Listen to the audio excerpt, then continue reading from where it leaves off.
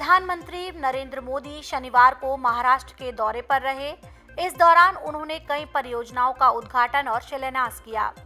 उन्होंने लगभग 9.4 करोड़ किसानों के खाते में 20,000 करोड़ रुपए की पीएम किसान सम्मान निधि की 18वीं किश्त भी जारी की। इससे पहले पीएम मोदी वाशिम पहुंचे, जहां उन्होंने जगदम्बा माता मंदिर पोहरा देवी में दर्शन पूजा अर्चना की। उन्होंने संत सेवालाल महाराज और संत रामराव महाराज की समाधियों पर श्रद्धांजलि भी दी। इसके बाद पीएम मोदी ने बंजारा समुदाय की समृद्ध विरासत का जश्न मनाते हुए बंजारा विरासत संग्रहालय का उद्घाटन किया। उन्होंने कृषि और पशुपालन क्षेत्र से जुड़ी लगभग 23,300 करोड़ रुपए की कई पहलों की शुरुआत भी की। इसी बीच प्रधानमंत्री नरेंद्र मोदी ने मुख्यमंत्री माझी लड़की बहन योजना की लाभार्थियों को सम्मानित किया। इसके तहत पात्र महिलाओं को प्रति माह 1,500 रुपए मिलते हैं। इसके बाद पीएम मोदी ने करीब शाम 4 बजे ठाणे में 32,800 करोड़ रुपए से ज्यादा की विभिन्न विकास परियोजनाओं का उद्घाटन और शिलान्यास किया।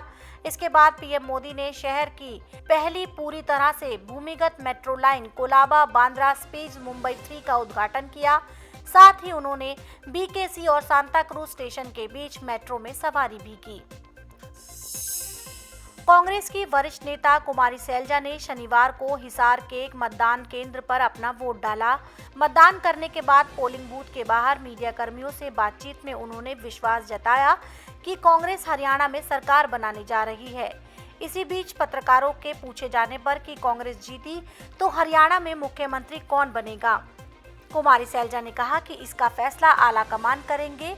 वहीं हरियाणा के पूर्व सीएम और वर्तमान में केंद्रीय मंत्री मनोहर लाल खट्टर की ओर से बीजेपी में शामिल होने का ऑफर मिलने पर कुमारी सैलजा ने कहा कि बीजेपी मेरा स्वागत इसलिए करना चाहती है क्योंकि बीजेपी की पकड़ हरियाणा में बहुत कमजोर है और यही वजह है कि वो मजबूत नेताओं को अपने साथ लाने के लिए कुछ भी करेगी।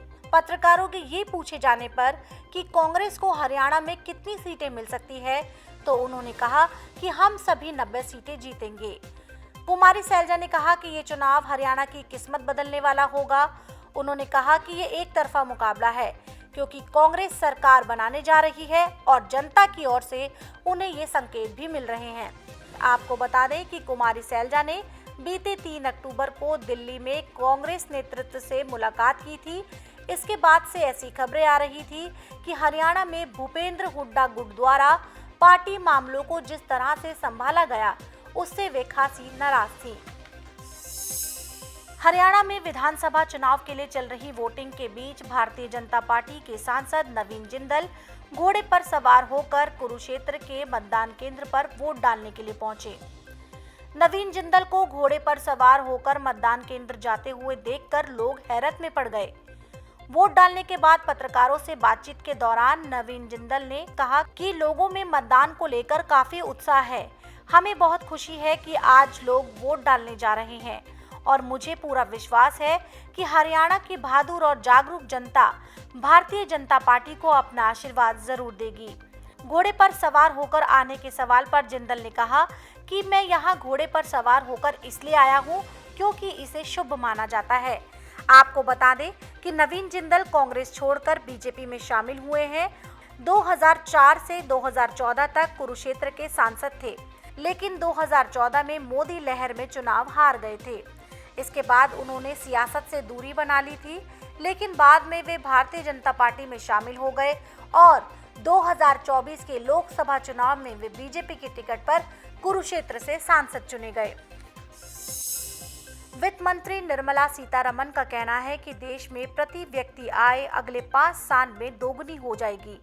उन्होंने कहा कि सरकार द्वारा किए गए सुधारों के कारण लोगों के जीवन स्तर में सबसे तेज वृद्धि के साथ साथ आर्थिक असमानता में भी कमी आएगी।